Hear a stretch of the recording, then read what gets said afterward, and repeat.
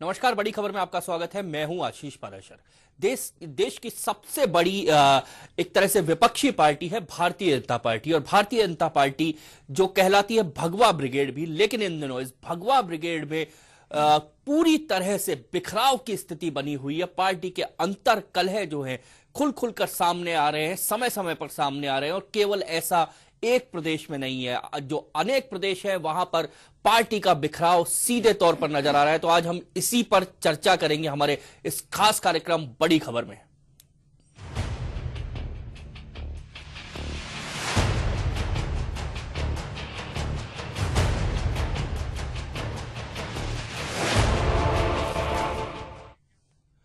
तो गुजरात का चुनाव हो या कर्नाटक या फिर राजस्थान, कहीं ना कहीं भगवा ब्रिगेड का जो बिखराव है अंदर हलचल पैदा किए हुए है। इस खबर पर चर्चा के लिए हमारे साथ बने रहेंगे हमारे न्यूज एडिटर प्रताप राव। प्रताप जी, क्या लगता है, क्योंकि 3 राज्य तो बिल्कुल सामने हैं जहां खुली चुनौती भाजपा से निकले हुए भाजपाई लोग ही दे रहे हैं। हम बात कर लें अगर गुजरात की तो केशु भाई सामने हैं, हम बात कर लें कर्नाटक की येदुरप्पा है, राजस्थान की भी अगर हम बात कर लें तो किरोड़ी लाल मीणा है, कहीं कहीं परेशान किए रहते हैं। हाँ बिल्कुल आशीष, जिस राष्ट्रवाद की विचारधारा को लेकर जो भारतीय जनता पार्टी बनी थी 1980 में, ऐसा लगता है कि समय के साथ साथ सत्ता का स्वाद चखने के साथ, कुर्सी पर बैठने के साथ ही कुर्सी से चिपकने की जो नीति है उसने अब नेताओं के रास्ते अलग अलग कर दिए।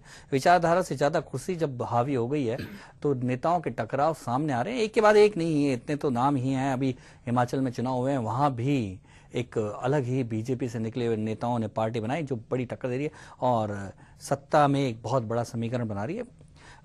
दूसरे भी राज्य जहां झारखंड से लेकर और हम उत्तराखंड तक देखें, कहीं ना कुछ टूटन जरूर है, और कई जगह जैसे झारखंड में तो पार्टी ही बन गई है। ये भाजपा के साथ एक बहुत बड़ी एक दुविधा ये हो रही है कि पहले तो लोग ही निश्चित तौर पे विचारधारा से अलग होने के बाद लोग ही पार्टी छोड़ते थे, किसी दूसरी पार्टी में चले जाते थे, लेकिन पिछले 1 दशक से तो ये ट्रेंड बन गया है कि पार्टी से नाराज होने के साथ ही पार्टी बनाने का कल्याण सिंह के साथ शुरुआत हुई, उमा भारती ने उसको हवा दी, उसके बाद तो एक के बाद एक पार्टी बनने की दिशा बनती जा रही है।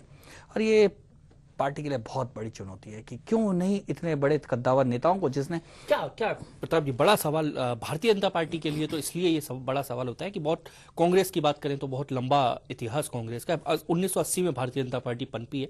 क्या 1980 से लेकर आज जो स्थितियां बनी है, क्या शीर्ष नेतृत्व में कहीं ना कहीं एकजुट रखने की कोशिश नहीं कर पाया, या कोई मजबूत नेतृत्व अब मजबूत नेतृत्व की भारतीय जनता पार्टी को जरूरत है? आशीष, पॉलिटिकल पार्टी में जब भी कोई गड़बड़ी होती है, ऊपर के कारण नहीं, नीचे की गड़बड़ियां होती हैं। नीचे की गड़बड़ी ये है कि जिस पार्टी को कैडर की पार्टी माना जाता था उसका कैडर ही खत्म होने लग गया। नेताओं की ठेकेदारी के कारण, नेताओं के व्यक्तिगत अपनी निष्ठा के कारण पूरी की पूरी तरह से भारतीय जनता पार्टी, जो एक कैडर आधारित, कम्युनिस्टों के बाद कहा जाता था कि कैडर आधारित पार्टी है तो कोई बीजेपी है, वो कैडर ही खत्म हो गया। अब नेताओं की चापलूसी, नेताओं की चमचागिरी, नेताओं के पिछलग्गू, ऐसे लोग जब पार्टी में हावी होते हैं तो व्यक्तिगत निष्ठाएं, व्यक्तिगत स्वाभिमान और व्यक्तिगत दंभ ही जब टकराव में आता है तो इस तरह के नए दल खड़े हो जाते हैं। कुल मिलाकर अब बीजेपी वो कैडर वाली पार्टी नहीं होकर नेताओं के, दम्भी नेताओं के एक समूह है, जिसमें जब जिस नेता का दम्भ जगता है तो उसी समय वो पार्टी को अलविदा कहकर नई पार्टी बनाने की घोषणा कर देता है। और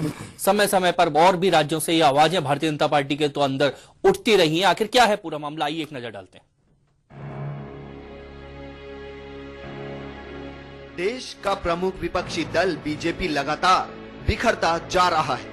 बात गुजरात की करें, राजस्थान की, झारखंड की, कर्नाटक की या यूपी एमपी की, हर जगह भगवा बिखरता जा रहा है। सालों से सत्तासीन कांग्रेस पार्टी को पटखनी देकर देश में मिसाल कायम करने वाली पार्टी अपनों से ही जूझती दिख रही है। आपसी गुटबाजी में पार्टी इस कदर उलझी है कि अपनों से ही हारती नजर आ रही है। कभी गुजरात में पूर्व मुख्यमंत्री और दिग्गज नेता रहे केशुभाई पटेल पार्टी छोड़कर नई पार्टी बना लेते हैं,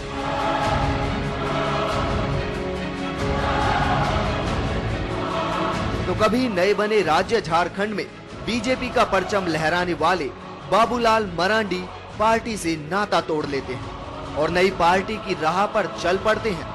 यही हाल पहले राजस्थान और अब कर्नाटक में दिखाई दे रहा है, जहां राजस्थान में किरोड़ी लाल मीणा पार्टी से लंबे समय से नाराज रहे। कभी कांग्रेस का साथ दिया तो कभी तीसरे मोर्चे का ऐलान कर रहे हैं।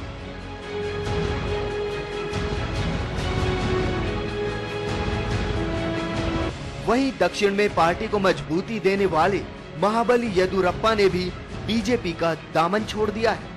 कर्नाटक की राजनीति में नए अध्याय की शुरुआत करते हुए बीएस येदियुरप्पा ने एक बड़ी रैली का आयोजन किया और कर्नाटक जनता पार्टी का उद्घाटन कर अध्यक्ष बन बैठे। कुछ ऐसा ही यूपी में कल्याण सिंह और एमपी में उमा भारती के तौर पर भी देखने को मिला है। लेकिन एक बात जो हैरान करती है वो है पार्टी आला कमान का ऐसे मामलों में ज्यादा दिलचस्पी ना लेना। राज्य में जब भी ऐसे मामले आते हैं तो पार्टी कोई खास जद्दोजहद करती दिखाई नहीं देती। ये बात कर्नाटक में भी देखने को मिली। येदियुरप्पा लगातार पार्टी छोड़ने की धमकी देते रहे और आखिरकार हुआ भी ऐसा ही। हालांकि इस बात का खामियाजा कई बार पार्टी भुगत चुकी है, लेकिन बार बार अपनों का साथ छूटने से भी भगवा ने कोई सीख नहीं ली और बिखरती जा रही है।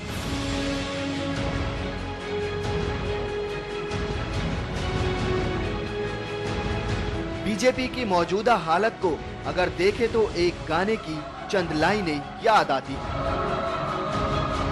इस दिल के टुकड़े हजार हुए, कोई यहाँ गिरा कोई वहां गिरा, बहते हुए आंसू थम ना सके, कोई यहाँ गिरा कोई वहां गिरा।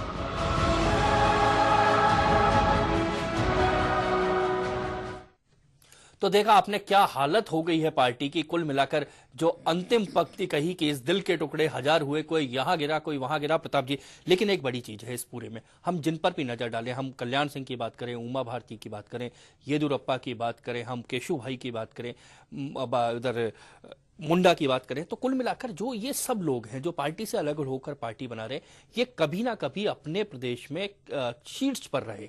एक तो आशीष शीर्ष पर रहे, साथ में ये सारे के सारे नेता जनाधार वाले नेता, लेकिन सत्ता में पहुंचते ही इन्होंने अपनी बड़ी लंबी लड़ाई बीजेपी की विचारधारा के साथ लड़ी। इन्होंने जमीन पर नेटवर्क तैयार किया और उस पार्टी को खड़ा भी किया। लेकिन सत्ता एक ऐसी चीज है जिसके चलते निश्चित तौर पे ये जितने भी नेता अलग हुए हैं आशीष, उसमें यह देखा जाएगा कि सारे के सारे जो नेता हैं वो व्यक्तिगत महत्वाकांक्षा, आकांक्षा और व्यक्तिगत प्रताड़ना के आरोपों को लेकर अलग हुए। यानी कि पार्टी में अब जो नेताओं के बीच में जो आपसी संघर्ष है, इसमें जो पार्टी में हावी हो जाता है वो दूसरे को बाहर निकाल के बाहर कर देता है। कल्याण सिंह का मामला आया, उमा भारती का मामला आया, येदियुरप्पा का मामला आया, ये सारे, या केशु भाई का मामला आया और बाबूलाल मरांडी का, हर जगह ये रहा आशीष कि उनको जिनको सत्ता से हटाया गया, कोई दूसरा आदमी सत्ता पे आया तो ये जो सत्तासीन जो पहले लोग नेता थे उनको लगा कि इतने सालों की मेहनत के बाद हमने जिस पार्टी को खड़ा किया और सत्ता को लेकर आए, ये सत्ता पर तो एक अधिकार हमारा था, ये सत्ता तो हमारे लिए थी और ये दूसरे लोग क्यों मौज उड़ा रहे हैं। और बस इसी के संघर्ष ने दूसरी ओर जो पार्टी में जो काबिज हो गए उनको भी ये लगा कि किसी भी तरह से राजनीति करके, छल और प्रपंच करके इन जो आधारहीन नेताओं ने इन आधार वाले नेताओं को किनारे कर दिया और ये ऐसा टकराव हुआ कि पार्टी आज बिखरती हुई नजर आ रही है। पार्टी बिखरती नजर आ रही है, कहीं ना कहीं चर्चा जारी रखेंगे। फिलहाल लेते हैं ब्रेक।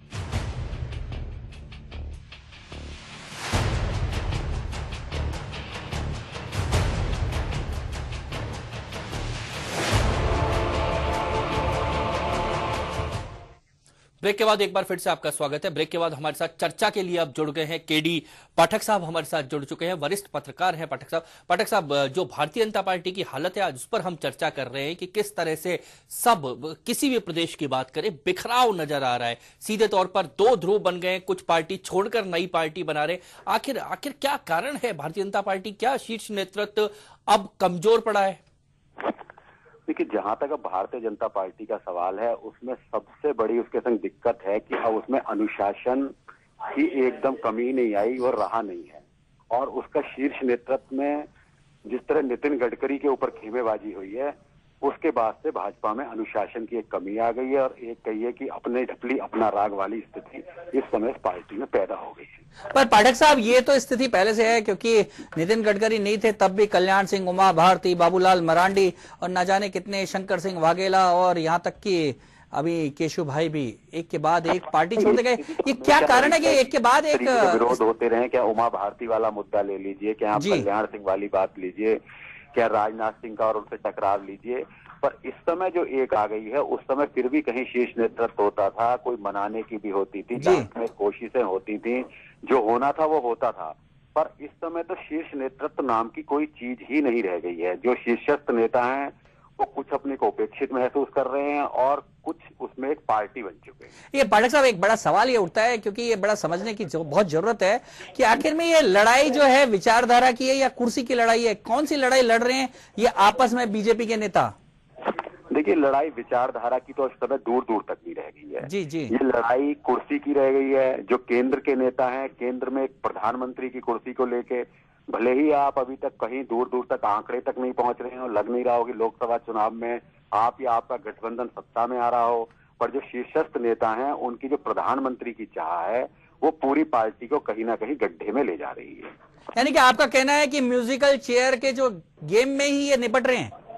बिल्कुल, आप बिल्कुल सही कह रहे हैं। ये म्यूजिकल गेम के ही चेयर में के खेल में ही निपट रहे हैं। ये हकीकत नहीं देख रहे हैं कि आपकी प्रदेश में क्या स्थिति है, आपकी और कहाँ स्थिति है। ये आपस में ही मतलब एक मुंगेरी लाल के हसीन सपने अभी भी देखने में लगे। इनको ये हसीन सपने क्यों आ रहे हैं? ऐसा क्यों लग रहा है कि बहुत कुछ है और ये किन कारणों से ये सपने देखने लगे हैं? इनको लग रहा है, ये देखते हैं कांग्रेस के खिलाफ जब माहौल देखते हैं, ये कांग्रेस के खिलाफ माहौल देखते ही इन्हें लगता है कि ये सत्ता में आ जाएंगे और मतलब ये नहीं सोचते कि जमीनी रूप से इन्हें कुछ काम करना है, अपने कार्यकर्ताओं की नाराजगी दूर करनी है। इनको सिर्फ लगता है कि एक नकारात्मक वोट मिल जाएंगे और उससे हम सत्ता में आ जाएंगे। ये इनकी सबसे बड़ी भूल और कमजोरी हुई। एक और पाठक साहब, बड़ी देखने में आती है कि जितने भी ये नेता निकले हैं कहीं ना कहीं जनाधार वाले थे और सबका जो बैकग्राउंड था वो कहीं ना कहीं आरएसएस का था, और जो नेता जिनके साथ इनकी ठनी उनका जनाधार नहीं है। क्या कारण है कि जनाधार नहीं है जिनका, वो तो पार्टी में रह गए, जिनका जनाधार था वो खिसक लिए? क्या है ये कारण? देखिए, जहां तक जो जनाधार वाले नेता होते हैं, जनाधार वाले नेता को पता होता है मेरा जनाधार है। आम आदमी वो मेहनत करता है, वो गणेश परिक्रमा नहीं कर पाता। जी और जी, जो आधारहीन नेता होते हैं उनको गणेश परिक्रमा करने के लिए समय ही समय रहता है, और जो बड़े नेता होते हैं उन्हें भी वो गणेश परिक्रमा करने वाले नेता ही अच्छे लगते हैं। और इसी से टकराव पैदा हुआ और एक एक करके अपने आधार वाले नेताओं को भाजपा ने खत्म कर दिया। उससे वह तो खत्म हुए हुए साथ में भाजपा भी कहीं ना कहीं खत्म होती जा रही है। पाठक साहब, क्या कोई ढूंढ पाए हैं कि भाजपा में गणेश है कौन जिसकी परिक्रमा करनी पड़ती है? देखिए, गणेश एक दो व्यक्ति को कहना तो अलग है, अभी बहुत महत्वाकांक्षाएं हैं, कई बड़े शीर्षस्थ नेता बैठे हैं। अभी भी ऐसे नेता हैं जो प्रधानमंत्री पिछली बार बनना चाहते थे, प्रधानमंत्री नहीं बन पाए, कहने को वो कुछ भी कहते रहे। यानी कि गणेश की श्रेणी में वो भी आते हैं? कहीं से कोई ऐसा शायद चमत्कार हो जाए कि मैं प्रधानमंत्री बन जाऊं। वो गणेश की श्रेणी में वो भी आते हैं? जी बिल्कुल आते हैं। तो उनकी परिक्रमा करने वाले तो पार्टी में रह जाते हैं? उनकी परिक्रमा करने वाले क्या दूसरों में करने लगे, उसी में खेमेबाजी बनने लगी। आजकल उनकी स्थिति भी इतनी मजबूत नहीं है, पर वो साइड में बैठ के खुल के नहीं आ रहे। क्या नितिन गडकरी प्रकरण हो, क्या कोई और प्रकरण हो, वो अपने दाव और पासे फेंकने में ऐसे नेता और ऐसा खेमा लगा हुआ है, और यही खेमेबाजी पार्टी को बिल्कुल रसातल की तरफ ले जा रही है। क्या लगता है पाठक साहब, ये भाजपा जो सत्ता का सपना देख रही है उसका कोई भविष्य नजर आता है इन हालातों में? नहीं, जो हालात ये लग रहे हैं उसमें जो सपना देख रही है वो तो कहीं दूर दूर तक पूरा नहीं होता नजर आ रहा। सपना टूटता जरूर दिख रहा है। तो यानी कि सुंदर सपना टूट रहा है उनका? बिल्कुल सपना टूट रहा है। अभी हर तरफ के चुनावों की, लोकसभा चुनाव में उसमें धीरे धीरे समय नजदीक आ रहा है। राज्यसभा चुनाव, राज्यों की जहां तक बात चल रही है वहां पर कोई व्यक्ति विशेष का अपना जादू चलता है, तो उसके लिए भाजपा को खुश होने की ज्यादा जरूरत नहीं है। धन्यवाद पाठक साहब। तो कुल मिलाकर सुंदर सपना देखने में ही व्यस्त हैं और टूट रहे हैं। जैसा कहा ना कि इस दिल के टुकड़े हजार हुए, तो वैसे ही पार्टी बिगड़ती जा रही है। प्रताप जी, इनके सामने एक बड़ी चीज है, भारतीय जनता पार्टी के साथ तो जुड़ी हुई है कि कहीं ना कहीं भारतीय जनता पार्टी में एक